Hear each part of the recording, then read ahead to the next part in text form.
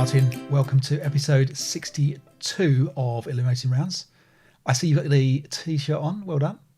Yes, making a bit of an effort. Yeah.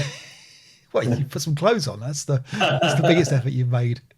It looks like Star Trek you've got on there on that t-shirt. This is actually Elite. This was a t-shirt I got for kickstarting Elite Dangerous a long time ago. Okay. So yeah, that's not quite as, I don't know. Is it as geeky as Star Trek? I don't know. I don't think it's as prestigious as having Illuminating Rounds. It's not. No. It's not. But unfortunately, that is a limited edition t-shirt. That if you sell that on eBay right now, hundreds, if not thousands of pounds. You can't get those t-shirts anymore. You can't. But you know what you can get? He's a coffee cup that we both don't have on us. Are we doing a discount yet? Discount for patrons, of which, thank you guys, we have three new patrons. Robert Ola, Ian Mann and Fraser Greenshield. So thank you guys. Really appreciate your patronage. It helps us run the archive. It pays for things like hosting costs. It helps us get prizes for the tournaments that we're running. And again, if you want to be part of the this year's tournament, this is the Vassal tournament that we run for patrons, middle tier and above. And if we don't have enough, we'll drop down the tiers. So if you are interested, let us know. We'll try and figure that out by the end of February. So next episode, I guess, will be our last call for everybody, and then we'll start to, if you're interested and you're in a lower tier, let us know that you're interested, and we'll see if we can get you in depending on the numbers. We'll round up to the nearest 8 or 16 or 24, or whatever it will be that we'll figure it out. We have a 3-way tie, Martin, for the Playboy Mail Group A that you were part of, and because each of you beat the other one, there's no easy way to distinguish. So the plan is, depending on how Group B goes, if there is one clear winner of Group B, and we're still waiting some results of Group B, then we'll have 4 left, and we'll add a semi-final to that, rather than kick out 2 people that have had the same results, which seems unfair. We'll have a semi-final and then a final. We'll randomly draw that. But we're still waiting on some results of Group B. So thank you to Group A for completing most of their games, and enough for us to know where we are. Group So B. I'm through to the next round, assuming that we've got a clear winner in the other group. Yeah, if we don't have a clear winner, I don't know what we're doing. I don't know what we're doing. We need to find a better person than me to run these tournaments, but we'll figure it out. Yeah. So today we played a scenario from the tournament. We didn't play it. You didn't play it in your games. No, obviously not in the Playboy Mail tournament. Cibik's Ridge. I'm not quite sure. Cibik. I'm not sure which of those. One of those, I guess. From Gun Ho and more recently from the Rising Sun. So we'll talk about that. We'll go through that game together. You're also going to show us your game against Alex. You played Lenin's Son. Again, Alex is a guy we met at the Blackpool tournament. Very nice guy. Very nice guy. New to ASL, and also the champion of Wales. He is the apparently only player that he can find in Wales. I'm sure there are Welsh players. Well, but at the moment he is the only. Listen, if we can't find them by giving them a shout out, I can think of Welsh players. Okay, but they don't live in Wales. Wasn't Trevor Edwards? Trevor is Welsh, and mind you, I think he's been a bit of not really playing at the moment. That's right. Yeah, that's right. But he didn't live in Wales. No, right. I think he obviously did do it once, but. And you've got some Welsh. You've got Welsh connections? I'm half Welsh. Yeah, Welsh. My mum's Welsh. Yeah. Okay. Yeah. Welsh speaking. Oh. Yeah. That's. She used to think in Welsh apparently, and she doesn't think in any language now. I don't think, but she married my dad. Has lived in England so long. She thinks in English now, but it's her first language. Yeah, that's pretty impressive. Did you learn any Welsh at all? I mean, Borodar and stuff like that. Caws is cheese. Okay. Apparently. I heard. Tochtine Bob Sice is what they teach English people who want to learn to say something in Welsh. And what does that mean? Which means that, all Englishmen are a-holes, basically. I heard that, and this is incorrect, and it's a myth, but I've heard it a couple of times, so it becomes one of those things, one of those incorrect facts you hear a number of times, so you now assume it is true, because 2 people tell you. The sheep thing, is it? No, it's not the sheep thing. I'd heard that the Welsh word for microwave was poppity ping, but I think it's a myth. So.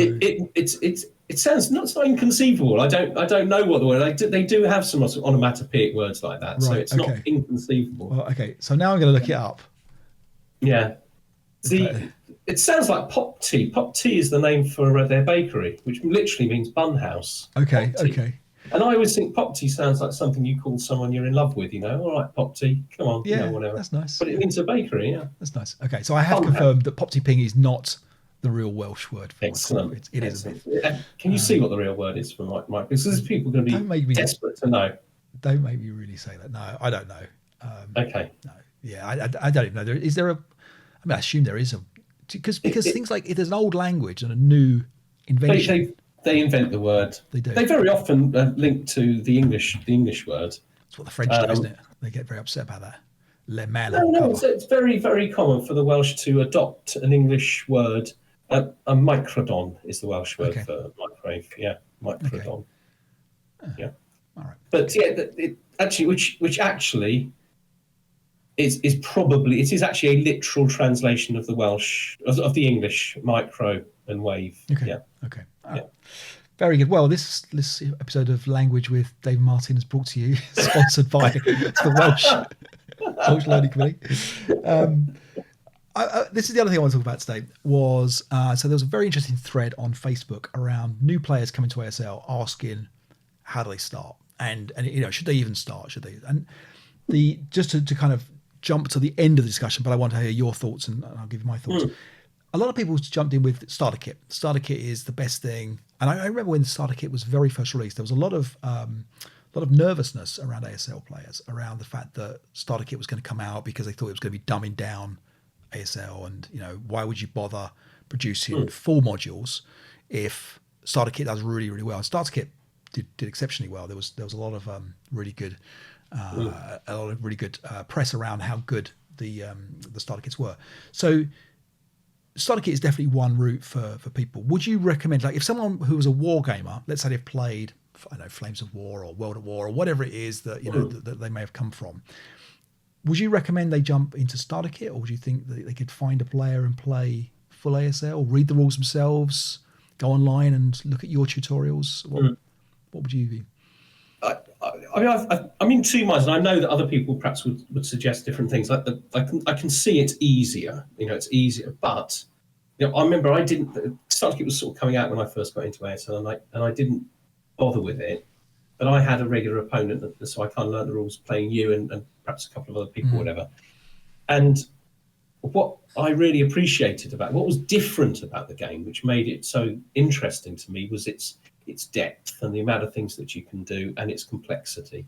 And I think I personally would have been put off by starter kit, I think, initially, where you don't get all that. You haven't got the concealment, you haven't got fire lanes. It's a lot of the mechanics that give it its subtlety and its nuance, which is missing from it. So it's a bit unfair, because I only come to starter kit after I've learned to play the full ASL.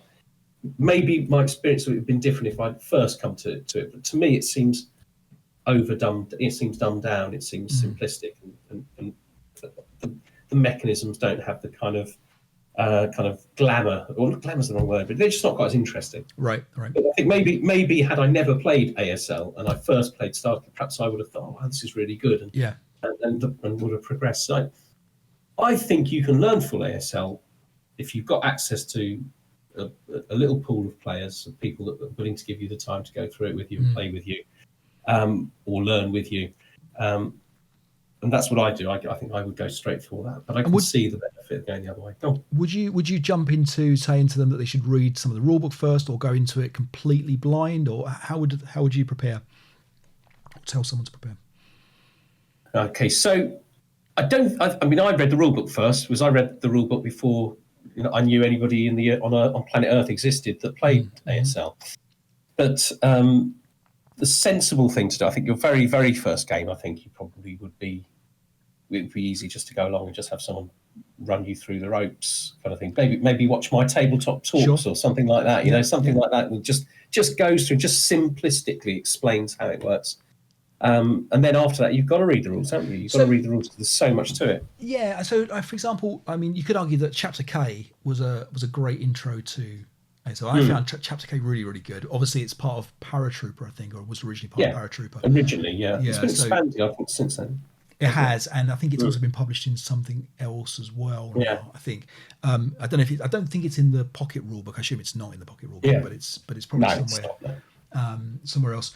But yes, I mean, I guess the thing is for a new player coming in, if you are an experienced wargamer, ASL doesn't pose any difficulty that you wouldn't have faced in another game. I mean, if you've played OCS, any of the OCS ones, or any of the Devil's Cauldron, or those kind of games, ASL is not any more difficult, is it? There's nothing where, I mean, it's a little bit wordy, and certainly it can be tricky to find, but it's also quite rewarding. I think for me, one of the things is overcoming that complexity. You know, for example, when we have a complex question, and we sometimes get, you know, very complicated questions that we're trying to figure out, you know, what's the answer to this, and figuring out even where to start looking in the rule book. Are we going to look in, you know, what was it? I think we were looking up straying, weren't we, in the jungle? Yeah, you got to look through the night rules, haven't you, to get the basic mechanisms. You're looking in the jungle rules, and you're pointing out, and it was the exception about the path was in the straying rules in Chapter E rather than the jungle rules in Chapter G.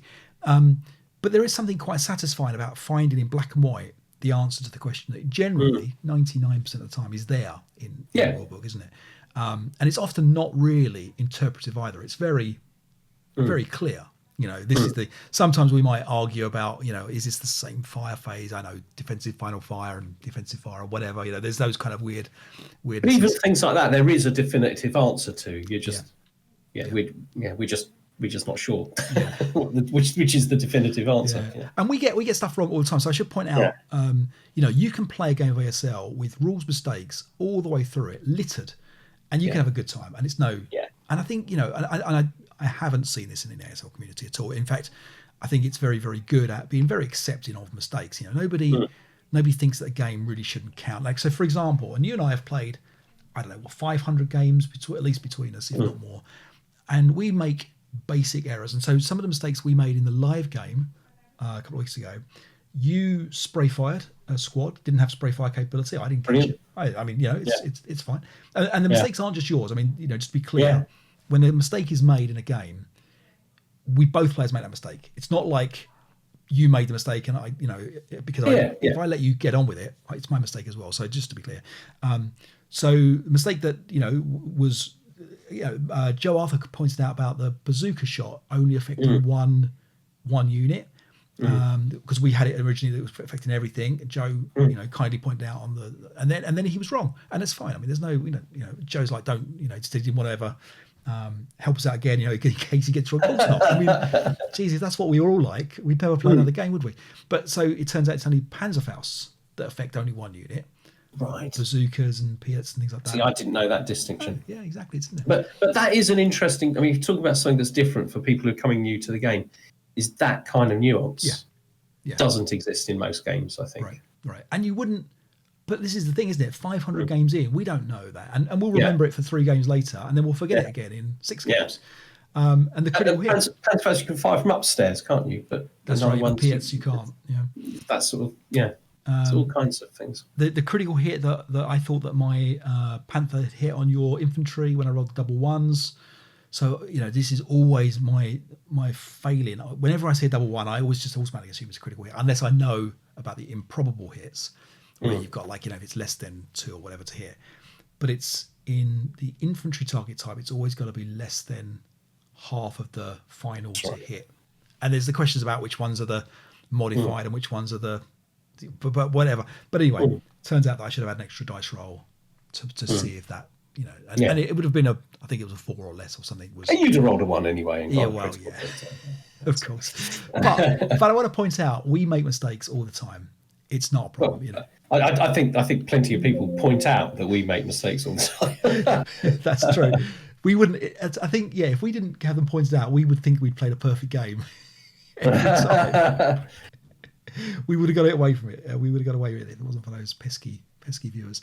But the point is that you can have a good game playing 90% correct rules, and it often won't affect the game outcome, will it? So it's pretty clear. Yeah, everything's going to be all right. So from my advice, I would say to people, obviously, any experienced wargamer that's played, a few games, not necessarily, really complex games, but if you're a games player, you're right there, Martin. Yeah, no. So Tuomo is literally sending me messages asking me who his matchup is for the next right tournament. So we should tell him on the video. Yes, I basically have said that. But what I would say is that any player coming in completely cold to ASL can have a absolutely valid game without knowing any rules of ASL. They can be talked through a complex scenario, couldn't they? I don't think it's that difficult to pick up. And if you gave me a day with a player who had played a few board games and was keen to play, you could play with infantry and with tanks and with everything and just get on with it. But, yeah. Should we leave you to Toto? Toto's sending me. I've said I am recording at right now. He's still sending me loads of messages. Hi, Toto, because you're probably listening to this now. Right. Okay. So that was my kind of talk about new players and how they get on. I think, do you know, I even remember sort of Mark Pitcavish writing somewhere that he thinks that you can teach somebody the basic rules in sort of 20 minutes. Yeah. So 20 minutes to kind of show them how to move, how to fire, and this is where it works. And then you can play a simple scenario. And as long as people who are starting, if they've got like a more experienced player to kind of like coaching them through a little bit, they're not worried, they're not fixated on sort of trying to win and all that kind of thing. They're just going to learn the rules, have some fun with it.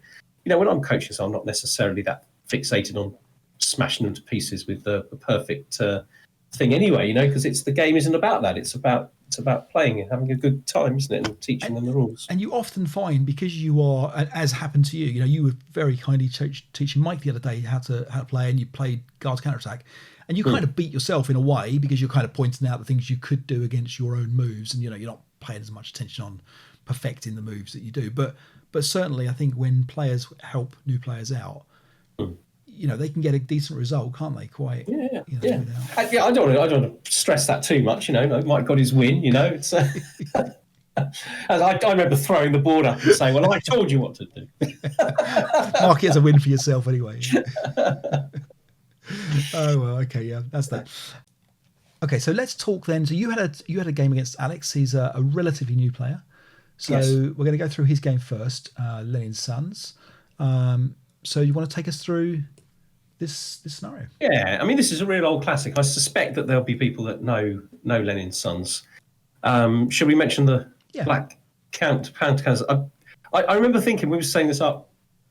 Oh gosh, they're the SS. These will be black counters. I only thought there were black counters for the SS on Vassal.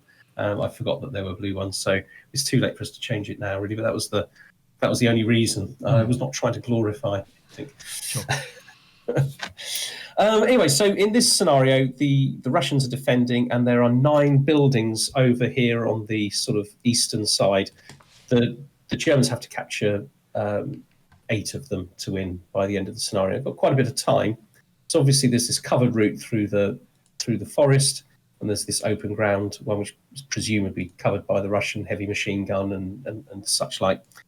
So being the Germans there, so they got everything. They got demolition charges, they got a flamethrower, they got a -2 leader somewhere.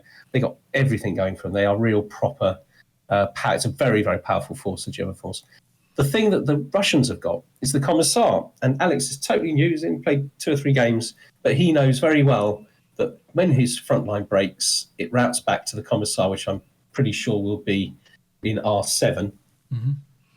I decided to what I was going to try and do was try to catch him so he couldn't escape. Find ways of getting into close combat, getting the flamethrower, adjacent, and perhaps getting a KIA and things like that. That's my plan, to kill them in the forest. And when we come out of the woods, there won't be enough left to resist me. Having said that, there's quite a few dummies out there. I don't know where they are at the start. I also got a medium machine gun in Y1. I'm going to put him in Y2 because it looks to me like he might have quite a bit of force in the village. And as I'm not going that way, I thought it might, up in level 1, he might be able to interdict any movement to go into the woods to Now, on this scenario, there is always a choice about whether you go the slow way through the forest or the quick way through. That's right, yeah. It didn't look like he's covered particularly the open ground. So was there any thoughts about going? There were some thoughts of this. So it could. I think when I've played this as the Russians, I set units up perhaps in these sort of hexes, like sort of T4 or R4, where they're kind of doing both jobs. They can cover both. So it did occur to me that I could potentially try and rush the open ground. But you can only get so far, and you can move in and you can fire, across my line of advance potentially. So I thought I'm gonna go for the big attack in the woods. But it's always in my mind that at some point I've got to come out of the woods, like chain too far to go all the way through here, moving 2 hexes per turn. Right. At some point you've got to kind of break out. Right. And I thought I'd wait for the weak point when he's in trouble perhaps, and I'd try and like break out, take him by surprise a little bit. That was the plan from the beginning. And the victory conditions are? The Germans need to capture 8 of the 9 single hex wooden buildings on the eastern side of that board. Right, okay, so let's just give you a quick look at the buildings there. 8 of the 9. Okay, all right then. Yeah. Take it away, Martin. Okay, all right, so... Oh, that's not working. Okay, here we go. So... Okay, I'm going to turn off your highlighter for a second. So okay, just be aware that you won't see that anymore. Okay, all right. So first move obviously is into that building. Then we've got just moving things forward, trying to strip concealment, just trying to get things forward, get some good advancing fire shots perhaps. But I've always got this problem that all he really has to do is break, which he does. And then he knows exactly what to do. He runs back. Of course, he's got his hero as well. So I'm hoping to kill the hero, but the hero gets away. So after turn 1, he just falls back. And I haven't made that much. I've made progress in terms of distance, but he's got full line in front of me again. So we just have to kind of like do the same thing. Just move things forward, take it, accept, break. The thing is about the Germans, they can break. They got +1 morale on the broken side, haven't they? They've got very good leadership to bring them back, so that the SS can come back almost straight away. So we break a lot of the front line. That's the end of the first log file. Okay. So actually, so far, this medium machine gun had done absolutely nothing. Alex, which machine gun? We're not. This is the one in V2 in the building upstairs. It kept being absolutely hopeless. Right. Alex asked if I thought it was worth it, and I wasn't sure, but it does come a bit more useful later on in the game. Right. Okay, so let's play on. So we got caught him in a melee, which I was quite pleased about. This is now his turn, isn't it? So obviously the melee was inconclusive. And this time he prep fires, and I thought that was a big mistake on his part. Right. But he's got a DC, I think he wanted to sort of like throw that, etc. Moves a little bit back, but gives me a chance to do some final fire. As you can see, pretty much nothing happened in that final fire. Right. Which is interesting. And then what breaks routes back. That's right. So he basically all routes back to that commissar. Gets out of the manages to have something survive from the close combat. He wins the close combat. And I break the mortar crew. Again, they're just chasing up. I start using smoke. Smoke is very effective in this scenario, actually, because the Germans have it on a 4, because they've got some assault engineers. It means you can get your flamethrower really close to the enemy sometimes. Heavy machine gun appears, does a lot of damage. That becomes a real pain for me, that heavy machine gun. And this is in which hex? This is in Q5. Really, really difficult, because it's got 24 firepower in woods, doesn't it, to anyone who comes adjacent to it. And this is my turn 3, isn't it? And we're in the route phase now. So again, it just routes back. All these guys are coming back. My advances though bring me very close. So I move in.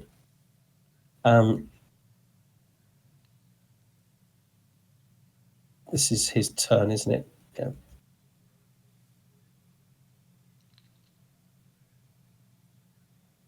Okay, so he's again forming a line. Now I think that line's a bit close to me.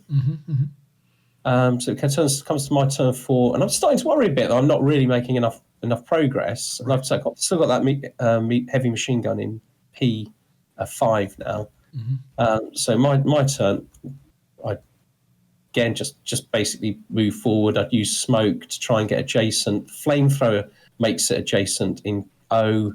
Right. To Q8, isn't it? Which is the first time I've managed to really get it into place, and it gets a 2K IA, 2K IA, and I've got the 9-2 forward. So really do some damage. No flame in the woods. We rolled for it. Yeah.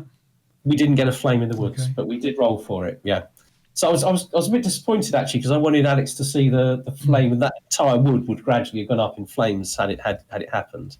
So I've got lots of broken units, but mine will come straight back. Obviously, the KIAs don't. He gets back just like he has done every turn back to the commissar, which I think must be an M8 or 9, whatever that is.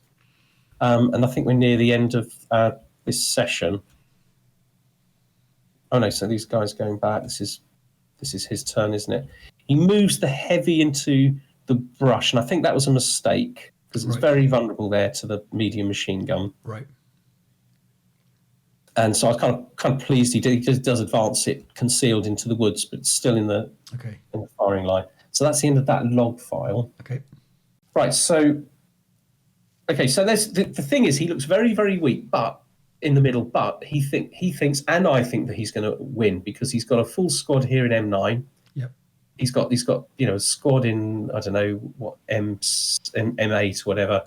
Plus he's got the heavy machine gun still active.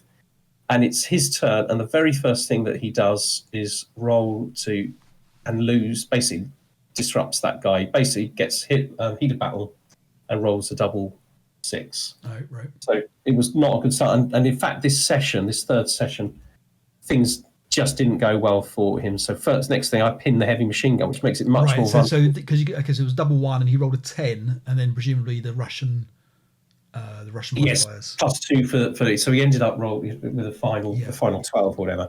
Yeah. We hadn't declared no quarter. Had it been the other way around, I think it's the Russians. There's automatically you've got the Germans have automatically declared no quarter if it's the SS, isn't it? But not this way around. So our best understanding of the rule was that they disrupted, and he really needed that unit to really opened up the sky. And then I pinned the heavy machine gun, which meant I could deal with that a little bit as well. This is his turn, obviously, so he's trying to. And that's my turn, sorry. So I'm obviously a lot of movement. And you see, this is where I chose to try and sort of break out a little bit of the woods, head towards the woods, head into the village, which is actually where the victory conditions are. And literally nothing went wrong. Nothing went badly for me. Everything just worked. Right. The dice all went my way, which was harsh, I've got to say. Lots of great advancing fire shots. Now you're back out in the open. Actually, that's where the SS are really at their best, actually. Yeah. You can't shoot at all of them. They form massive fire groups. I think I got a hero somewhere around here as well. There he goes. Yeah, got a hero, killed the heavy machine gun crew, and then we're really kind of moving in and got that. You're kind of doing quite well when you get that kind of concave shape, where they're all together, kind of firing in. Yeah. You can almost imagine it in real life and just how impossible it would be to have that kind of converging fire. But I've still got a lot to do. I haven't got any buildings yet. Mm-hmm. And there's only sort of one turn left. And then it's his turn coming up. And so it's my turn again, isn't it? So he obviously didn't do a huge amount, I suppose, in his turn. Lots and lots of buildings still to get. It was a real puzzle. Thinking, how am I going to get H8?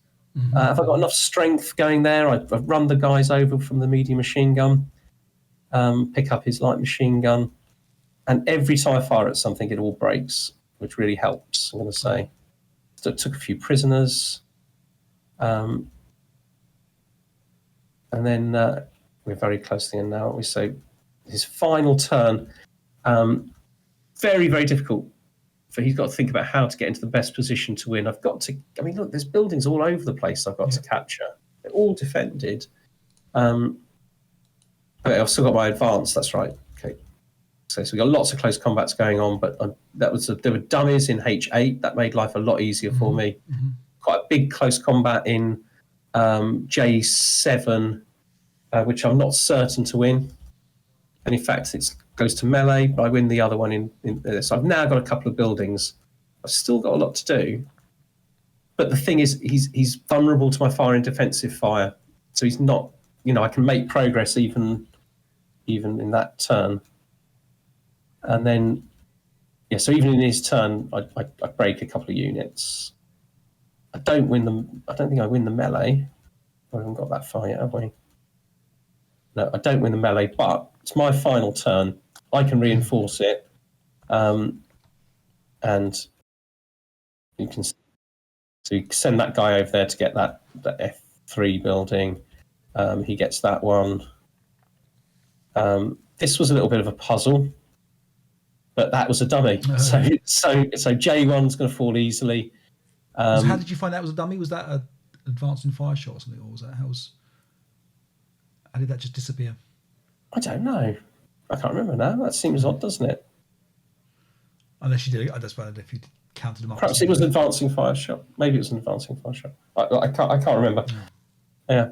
And then he's just got that last little force there, and I think we're playing it out now because I think I've won because I can advance into H5 and F3 and it gives me enough. But we want to see what would happen at the end, and it was halfway through this at the end. Right, it I looked quite strong, but there was definitely a point where I thought that he was going to win this game. Very nice. It was very, very close. It was a lot of fun, and I really recommend this scenario to people. Actually, I think people learning perhaps their second or third scenario. It's relatively simple, but a lot of fun. A very exciting scenario.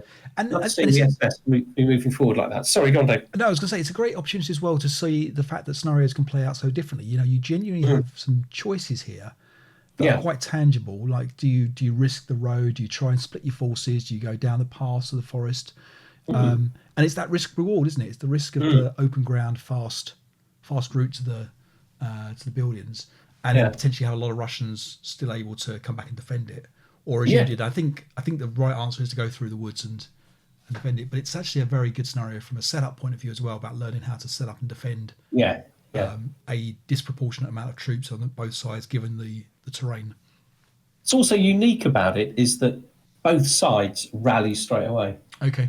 Yeah. Which is quite unique about it, really. So you at both sides, because they can protect their flanks, kind of thing. So things aren't. It's difficult to interfere with each other's chances to rally. Right. Yeah, it's a really good scenario. So, Martin, the question is, can you make it? Can you make it 2 out of 2 when we play Cibik's Ridge? So let's have a look at this one. Okay, so here we go with Cibik's Ridge. I just got to sync with you. Okay. All right. Okay, so Cibik's Ridge, like I say, from Gung and from Rising Sun. I hadn't come across this scenario at all. I don't know if you had, Martin, before. I've certainly never played it. No, never played it. Haven't played a lot from Gung, to be fair. No. And it's when you look at it, it looks quite imbalanced in terms of force division. So you got 3,668 American Marines and 6,348 half squads, and they're up against 13 squads of 447s coming on the Japanese, which is pretty scary. I've got to be honest. So the interesting thing that the Americans get some great equipment. They get 2 heavy machine guns, the 612 machine guns, and they get a couple of medium machine guns and a couple of mortars, the 60mm mortars. They also get a reinforcements, a very, very minor reinforcements. Very rarely do you have such an inefficient impact of reinforcements, a half squad and a 9-1 coming on. Japanese, I think this often happens when the designer has got a very specific resource, and there's, you may have been reading the biography of the guy that comes in towards the end or something like that. It's that kind of thing. So it's flavour, I think, more than anything else. Right? Yeah, that's fair. Japanese have 10-1, 10-0, 9-0 leaders, but the unique thing about this scenario is they are in convoy. Column. And we've never played a scenario where they're in column before, so we had to learn about columns. Column effectively fairly straightforward, moving in impulses. You get -2 for hazardous movement, and at a certain point you can stop your column movements, either when you come across an enemy unit, when you get attacked, snipers and bits and pieces, and then the whole unit stops being in column movement, and that's that. So one unique feature of it is that you only need one leader to give the whole column +2 leader bonus to its movement. Yeah, they can all move which very is quickly. an interesting feature. Yeah. What they can't do is they can't go out into the woods. They have to follow that path or road, and that's quite a restriction. So with that said, my setup kind of revolved around a squad here with 2 mortars in the bamboo with a bore-sighted location here. All this by SSR, all of the American equipment can bore sight, and I can set up everything hip apart from a couple of foxholes. So I've got a half squad here on the path. So this is in P4 and P5.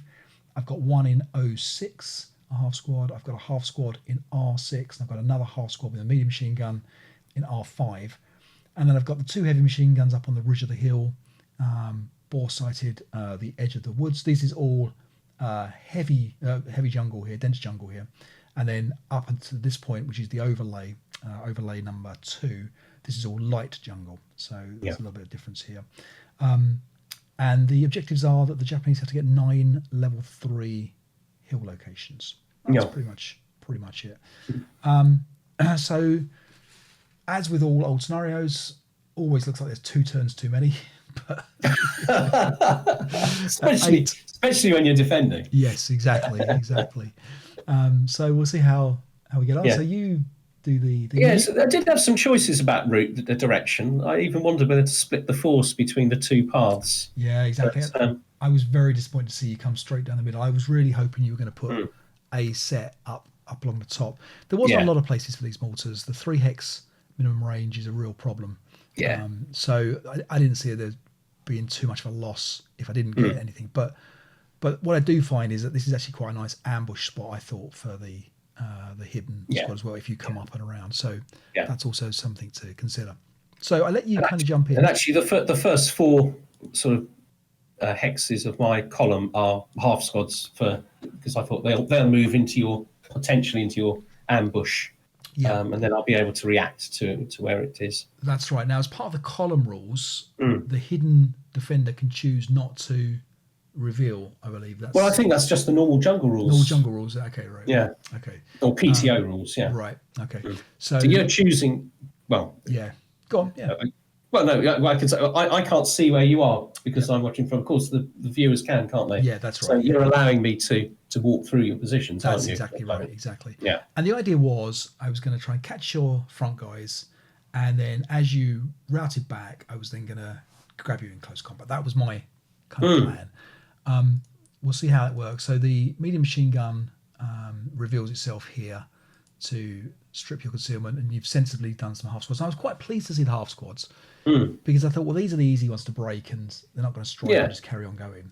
And it's obviously a bore-sighted location, and it's about -18. I think this shot, some crazy thing. So of course I'm going to start rolling quite high. Yeah, quite high, obviously. Yeah. So we get some sniper action fairly early on, and we start to see you route back.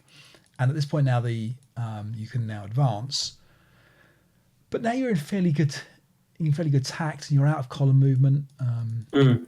And so I was kind of a bit stuck. So I kind of revealed my hidden unit here. But the trouble is you're still concealed. I'm up against a fairly big thing, and I have to reveal at this point. I can't not reveal at this point. So I have to try and ambush you here. So this is my 348 against your stack. So we'll see. Could you do hand to hand? Was that the only if I win the ambush? Only if you win the ambush, yeah. So you roll a double 1 on the ambush. Not for the first time, Martin, in this scenario. Not for the last time. That's right. Yeah, sorry. Yes, for the first time. Not for the last time. So okay, so double 1 there. Obviously, no leader generation for the Japanese. And in theory, you could also have withdrawn, but you chose not to, because if you do move into my unit, you'll be eliminated. So That's right. Yeah, that's right. So there is that kind of. So you were sensible. I reveal my guy in P5 and come backwards, and I figure at this point it's going to be a fighting withdrawal. That's my kind of plan. But Yeah. so at this point, I'm effectively 5.5 squads against 13 Japanese squads coming in. And the ambush has failed, really, hasn't it? Yeah. I mean, there's a little bit left to go, perhaps, but yeah, exactly. So there's a little bit of shooting there that goes on. You're coming through and around both sides of me, which is nerve-wracking. Yeah. And you even slowed down here. I think you just deliberately kind of took it slowly, making sure that you didn't want to fall into any other traps, obviously, because there can be quite a lot of bits and pieces here. So I noticed that there's a good opportunity for an ambush coming up on my turn here. So we've got the hand-to-hand that we are both struggling with at this point now. But I've got my full squad here that's able to ambush that 2-3-7. Yeah. So a little bit of prep firing. I drop the mortars coming into try and grab that half squad. And my idea here is I'm going to hope to win the ambush, and I'm going to kill you in close combat, and I'm going to pull back to S7, and that's the plan. So there was a good double one on my pin check there for me. And so let's have a look what happens here. You fire into the melee and break me and stripe you, which is a good result for you. Yeah. There is a CVP cap of 22 for the Americans. Can see if they get 22 points, they'll win. But that really without tanks to blow up, you struggle to get to 22. That's right. Yeah, exactly. Yeah. So into ambush we go for the R7 squads. Back up the hill, close combat. You ambush me. We fail to kill each other. And now there's hand-to-hand melee with you able to reinforce and me not being able to, which is it's crazy, isn't it? It's going to be dangerous. Yeah. So I'm pulling back. You are advancing in, and we reveal the heavy machine guns. Yeah. Here with the bore site location. And this was difficult for me. This was a problem, Yeah. and it's not even the only one, is it? That's the thing. Yeah, that's true. Yeah. So we get a little bit of action against the guy there, and then the same again here with this heavy machine gun against this leader. This squad here. Yeah. And they get eliminated it. Yeah, exactly. Yeah. So, but suddenly you've come around the back, and there's very little Americans left. Yeah. So at this point, there are no more hip units available. Yeah. So this is one thing that I don't know whether people play this. So in theory, you could have been counting and checking them off and figuring out. And I think you were still a little bit nervous about the possibility of more hip units being around. To be fair, I could have said to you there was no more, but I needed all the help I could get. So when you were slowing down, I think it's. I think the difficult. I mean, I wasn't slowing down at the bottom; it was slowing down in front of the two heavy machine guns. I think. Yeah. And I don't think you're expected to tell me when everything hits one. It's down to the player to keep count. I think if they want that information. Right. Yeah, I can't remember if I was counting or not. Yeah. What I did think at this point was, and it probably helps that I've been lucky in kind of KIAing a couple of units, haven't I? Yeah. Is it felt like I had more than enough than I needed to do all the jobs I wanted to do each turn. Yeah. And the other thing, talk about slowing down. I mean, it's like 6 more turns, isn't there? It's like it's a lot of time. Exactly. My full squad has been killed in close combat. Yeah. And suddenly I managed to kill you in close combat in this one. I've broken the heavy machine gun as part of the subsequent firing into there. A little bit of opportunity fire just to try to figure out if I can get these guys back without the CX firing here. I'm really just trying to plan a way of banzaiing them, but you pull back. Yeah. But I mean, at this point, I'm like you said, being overrun. I mean, It does feel like that. Yeah. Now this scenario is slightly pro-American, so I've clearly done something wrong at this point. If you look at how many Japanese there are compared to the Americans, something's gone badly wrong. And now the thing is, I didn't read up at the time. I would imagine there'll be some scenario analysis of this scenario, which would probably help. Yes. For me to take a look and see. But basically, my only hope really is that these guys will kind of survive and hang on to a couple of hang on. I think it's 4. I think 4 hexes I have to hang on to. Yeah. Like that. But I mean, I just can't stop you. I mean, there was so there was a couple of close combats that we have here. There's a very big one that's going to take place here. It's my 9-2. And this was dangerous for me, I think. Yeah. I think I realised afterwards how dangerous it was. I wasn't aware as I piled everything in. Right. So you do pile it all in, you get an ambush. I don't think you did get an ambush, but it was the double one. Wipes that stack out. So that's the 9-2, and I think that without the 9-2, you've got nothing special, have you, out there, really? Yeah, it's true. It's also the heavy's gone beyond repair now, isn't it? You've still got one left with a 9-1. But it's still, it does narrow here, the front. Right. So I'm finding myself having to go into the gully and things like that. And at this point, I think I point out that you can win at the end of any game turn. Well. So in theory, just running through a whole bunch of woods or jungle will be enough.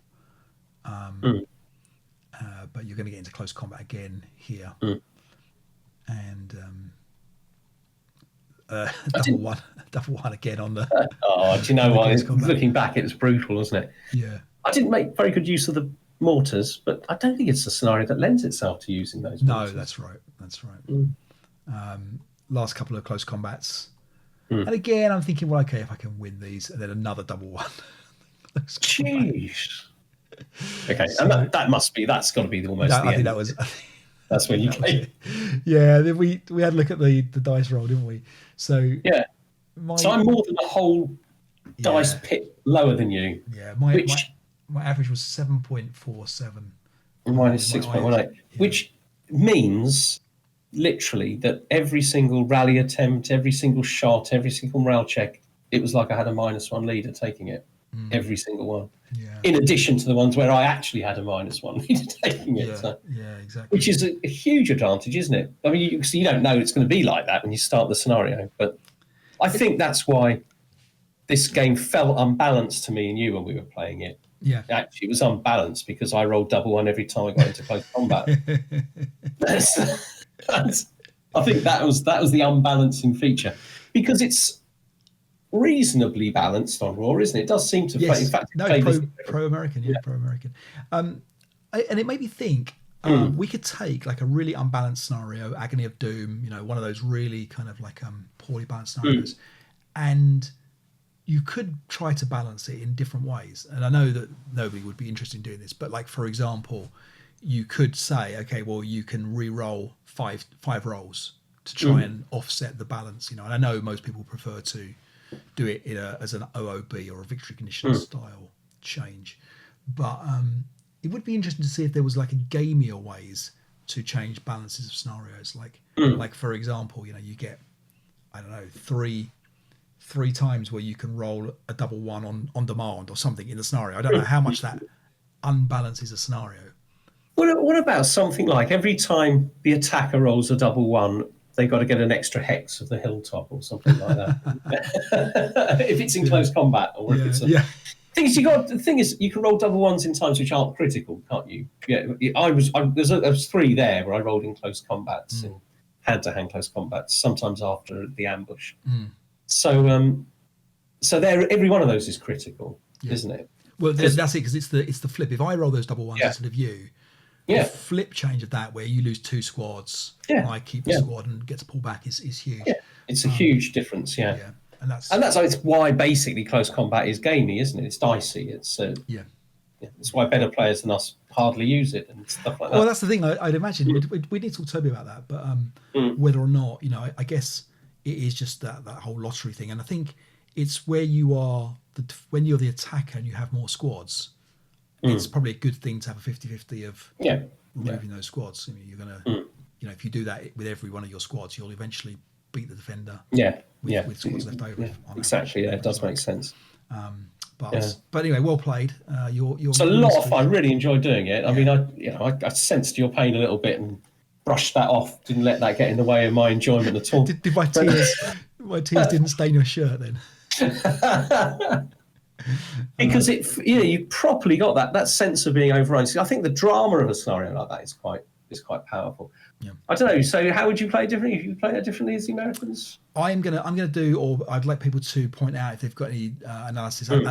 Maybe the Banzai magazine or the View from the Trench or something have got an analysis of it. I'm going to go and look at that and see. We had a lot of analysis about one of the games we played from Ian, didn't we? We should show that sometime. Remember I can't remember the scenario now, but we got some. Jim did a big. Jim, sorry, yeah. Jim did a lot of research. I was at school with someone called Ian Bishop. That's why I always called Jim Bishop Ian Bishop. Yeah. Okay. Apologies if you're listening. Which one? Ian or Jim? Ian didn't play ASL. Still might be apologising to him. So I don't doubt there's some kind of analysis of the scenario. The other thing is that this game has been played by the Play by Mail guys. Now, I haven't had any results yet, I think, from this scenario. One of the problems that a couple of guys had, or one pairing had, was every time they tried to put the scenario together, one of them would sync and wouldn't see the overlay and vice versa. So I don't know what was going wrong with the vassal there. But once we get some games back from the Play by Mail that have this scenario, and we'll show it, and we'll see how the Americans did compared to my fairly feeble attempt. So that's the plan. So we should announce there's going to be a new Kansas City pack out. It will be available on the Scenario Archive from around about March the 18th. They are doing a Grumble Jones pack. So it's going to be available on Scenario Archive for $15. We will be playing hopefully one of those scenarios next time. They're also doing a tournament, the March Madness, that starts around that time, the 18th of March. And I know there's going to be a virtual elements to that as well. So even if you're not local to Kansas or you can't get there, you can play in their virtual tournament. You can have a look at the link just here I'm showing on the screen, and that will give you more information. Unfortunately, I can't play it. I'm on holiday in Portugal that weekend. I don't know about you, Martin, if you're able to. Okay, it's really difficult with my mum looking after my mum, really fitting in the care and in between, still being at work part time and stuff. But, no problems. Next year, maybe. I think what I want to do is go to it one day, actually, rather than just do it virtually. Yeah. Maybe one day. Kansas sounds like a nice place to yeah. Let's see. Was Wizard of Oz? Was that Kansas? She wants to get back to Kansas so bad. She taps her shoes together, which proves it must be an amazing place. There you go. She had an ASL game to get to, no doubt. But anyway, so thank you to the guys in the Kansas City Wargamers Club for that. The Grumble Jones pack coming soon. Martin, until next time. Thanks for your games. Well played again. I'll beat you soon. I promise. And until then. I look forward to it. Cheers. Bye-bye.